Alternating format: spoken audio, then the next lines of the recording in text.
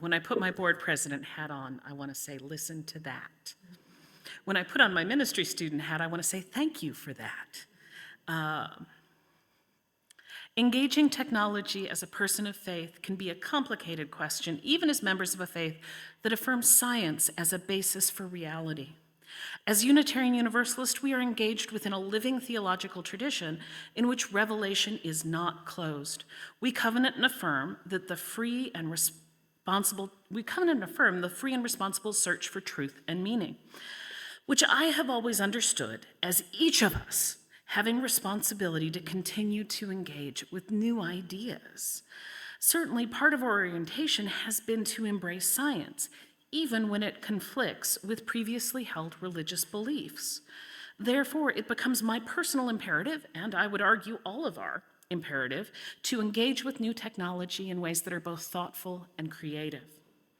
And as a faith that in our proposed revision of Article 2 defines the value of transformation by affirming that, quote, we adapt to a changing world, part of that adaptation must be that engagement with technology, especially when that technology moves us initially to discomfort.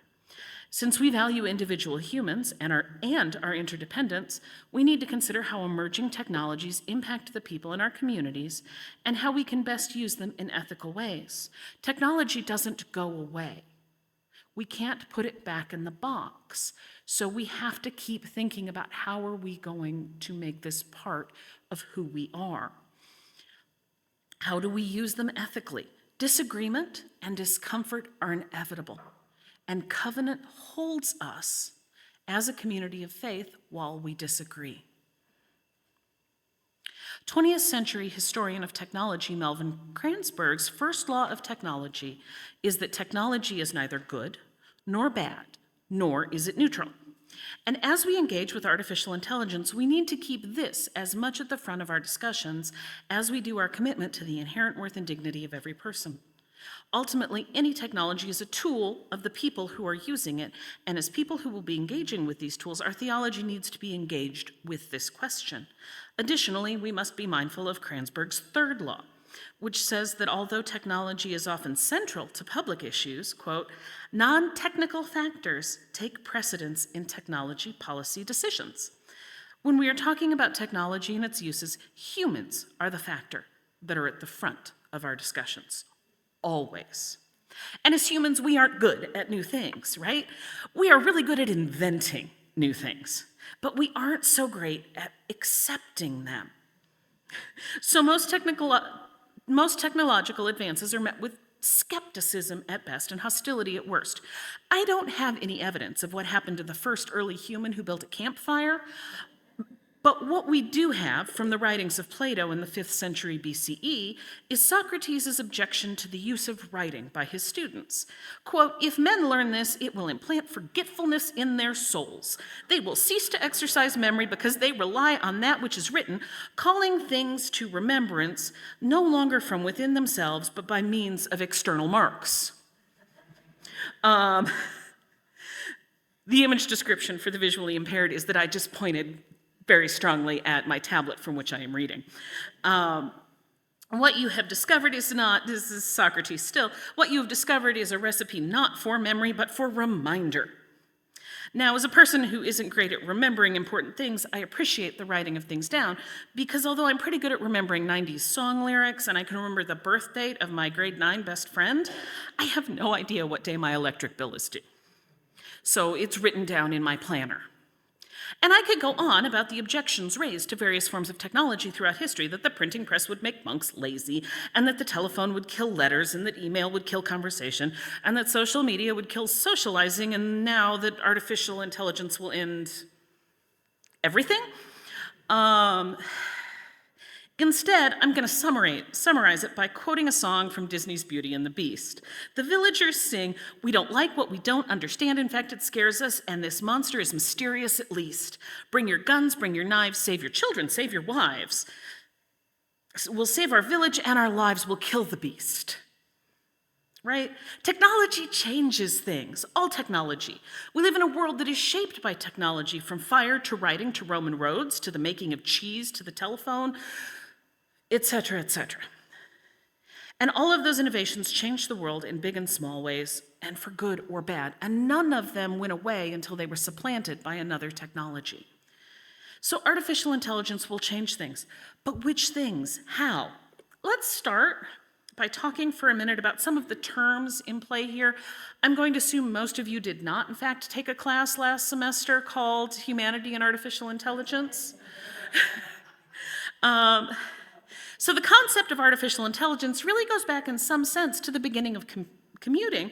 So I'm going to briefly talk about the early 19th century, when Ada, the Countess of Lovelace, daughter of Lord Byron, looked at Charles Babbage's difference engine, a contraption of gears and cogs that was able to solve math problems. And she imagined something even greater, and imagined what she called an analytical engine. And I hope you can hear the capital letters in analytical engine, because that is how she always wrote about it. Lovelace's designs are credited as being the first steps toward what we now think of as computer code. You know, that stuff that like organizes kind of everything now. She was quite firm about the limitations of what such an analytical engine could do. Quote, "It is desirable to guard against the possibility of exaggerated ideas that might arise as to the powers of the analytical engine. The analytical machine has no pretensions whatsoever to originate anything. It can do whatever we know how to order it to perform."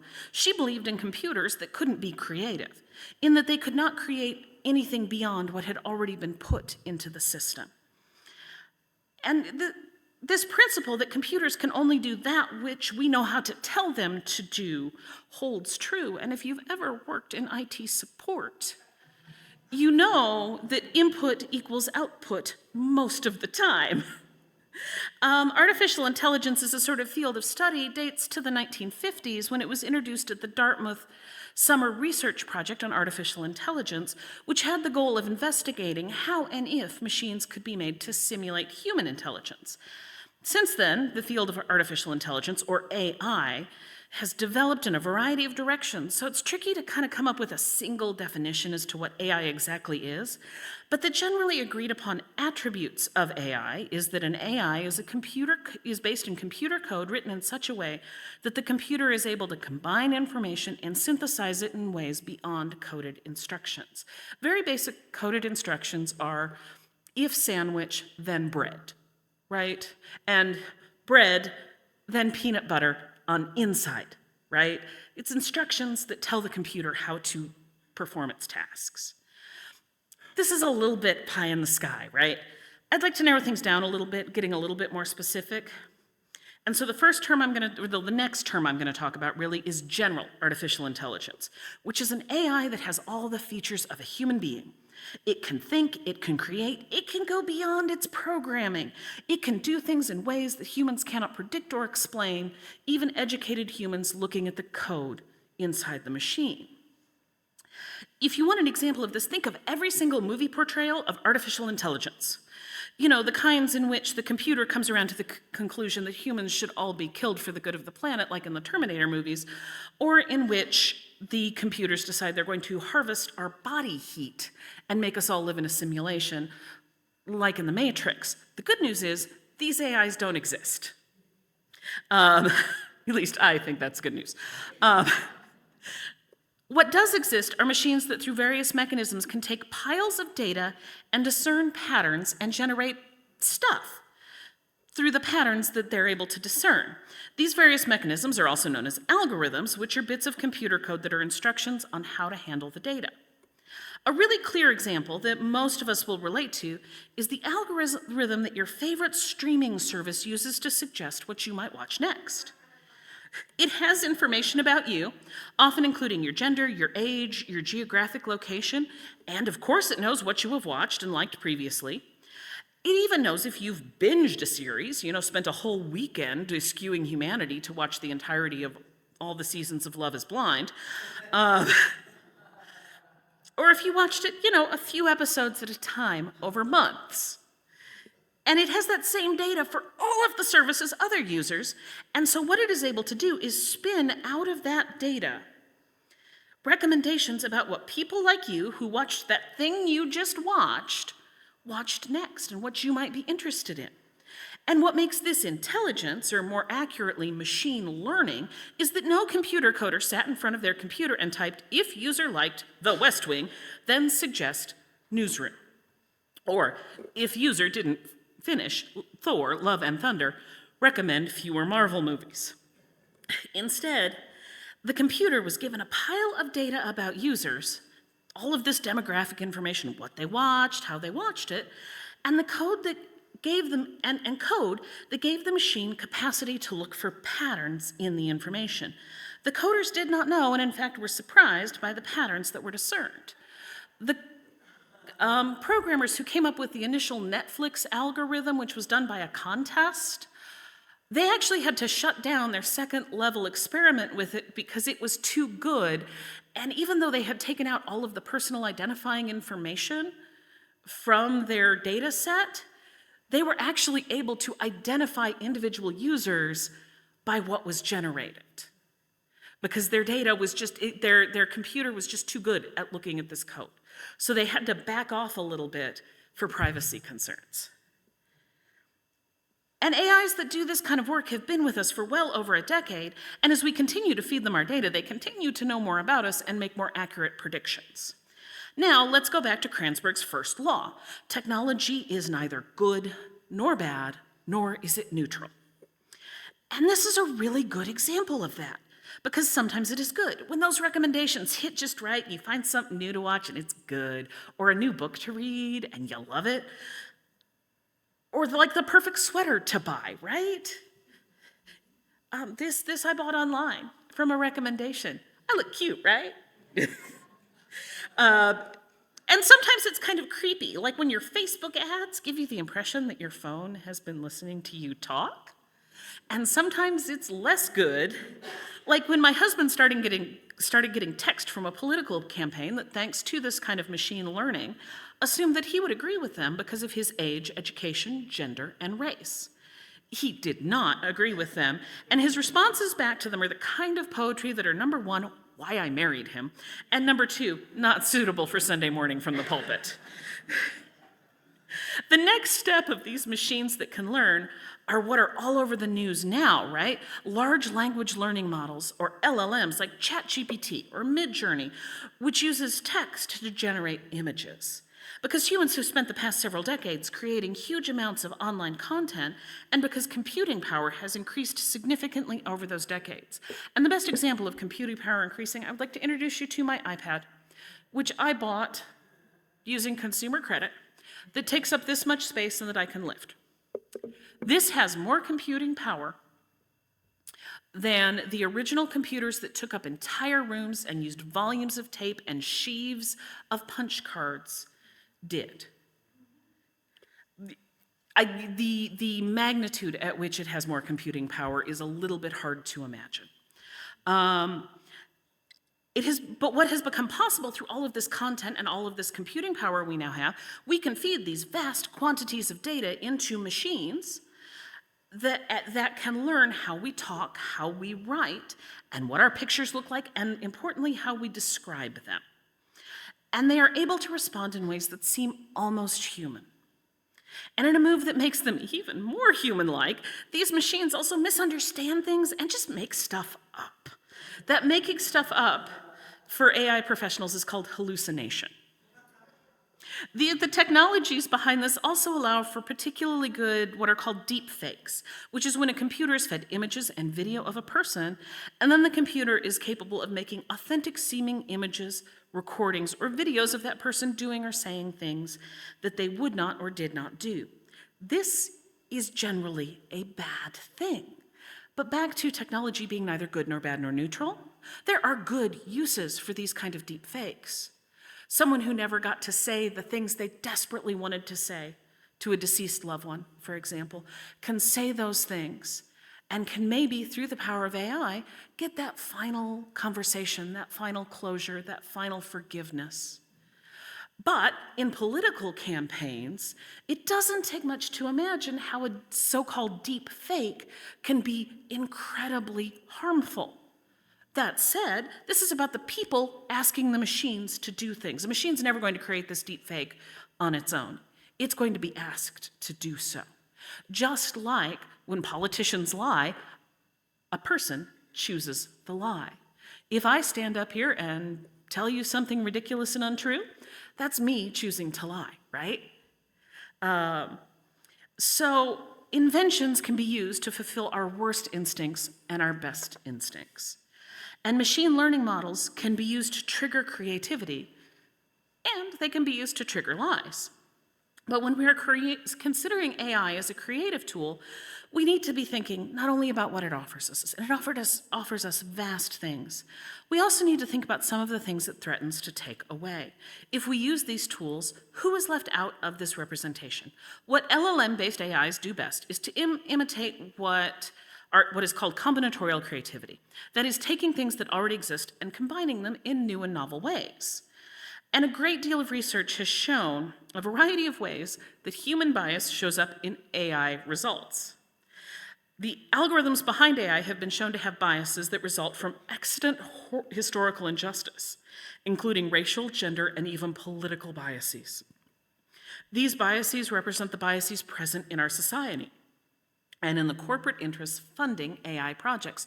You're never going to find an AI that's going to say, down with capitalism. Because remember, who's making the AIs? People who are interested in profits, by and large. And so when we're using it as a creative tool, we need to be thinking about where the biases are in the system. I asked Midjourney, the image generation artificial intelligence, to generate images of doctors. This is an entirely unscientific move on my part. And what it generated was lots and lots of images of skinny white guys in lab coats with stethoscopes. It doesn't get stethoscopes quite right, which gives me hope because it doesn't understand how they work. It just knows they've been described, and they're things that hang around necks with bulby things at the end. I can show you the images in the social hour if you're curious. But what it did, and then I asked it to draw me women doctors. It gave me the cast of Grey's Anatomy. In that it gave me the cast of early season Grey's Anatomy because it gave me skinny, pretty white ladies. And I had to give it incredibly specific instructions to get anything other than skinny white people as the doctors I asked it for. That's bias built into the training data, because when it looked through its data for doctors, it got white people. Are all doctors white people? No. But should medical education be more open to people of color? Yes. And the creators of these systems have tried to remove at least explicit racism from the systems. Like ChatGPT will refuse if you ask it to write a explicitly white supremacist track, it will refuse. But what else is excluded? What else is built into this data? What biases exist? And the goal of art, of creativity, is to create things that never existed before. That moment of what Margaret Bowden called transformational creativity, in which new understandings are reached and things that never existed before exist through our efforts. And machines cannot do this kind of creativity yet. It looks like they do sometimes because they see connections in data that we cannot initially see, but they're just combining things that already exist. We're the ones who say 2 + 2 = potatoes, and it somehow works.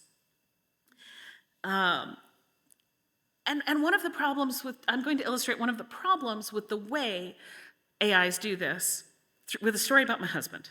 In about 2005, he convinced a stranger to eat a decorative orchid blossom off her plate at a company holiday party.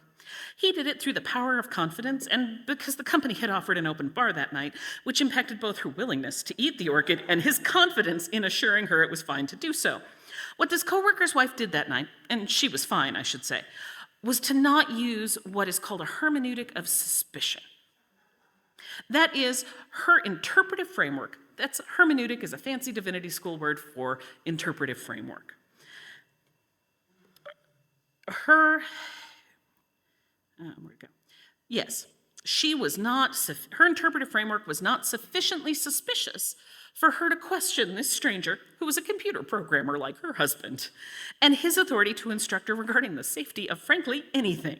She trusted my husband's confidence and his cis-white manness as worth listening to. And it is with this kind of confidence that these systems operate. Even when they are wrong, even when they are hallucinating, they will state what they state with the confidence of an 8th grade boy.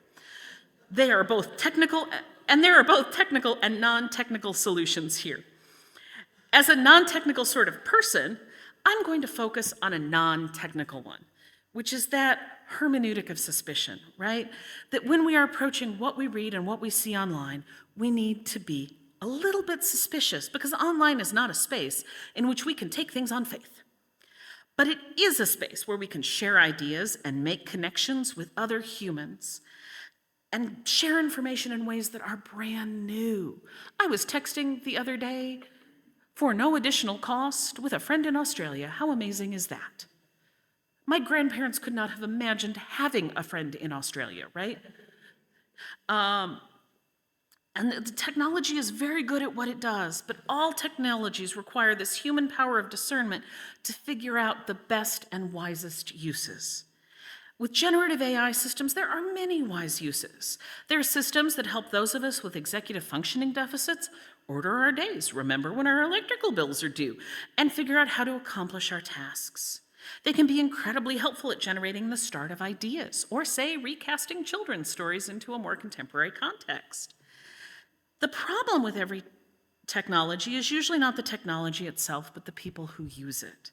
As Unitarian Universalists, we are asked to hold each other to account to our covenants and be responsible to our own discernment of what is good and true based on the evidence of our senses. We are responsible for having our own hermeneutic of suspicion, but we are also called to have a hermeneutic of hope in which we look at new things and see their potential and find the ways to use them to help humanity thrive. Thank you.